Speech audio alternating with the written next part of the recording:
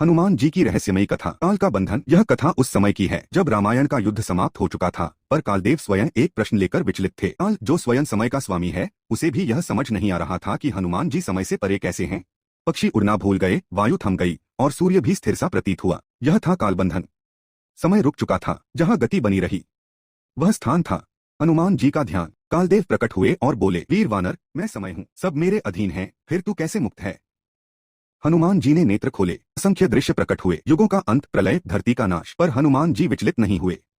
उन्होंने कहा, वहां समय शासन करता है, जहां भक्ति होती है वहां केवल राम होते हैं। कालदेव क्रोधित हो उठे, उन्होंने अपना सबसे बड़ा अस्त्र चलाया, भविष्य का भय। हनुमान जी के सामने कालदेव कांप उठे, उन्होंने हाथ जोड़कर कहा, जिसने राम को पा लिया, उसके लिए भविष्य भी सिर्फ लीला है। तभी एक अद्भुत घटना हुई, हनुमान जी का शरीर प्रकाश में बदलने लगा। वे न वर्तमान में थे, न भूत में, न भविष्य में।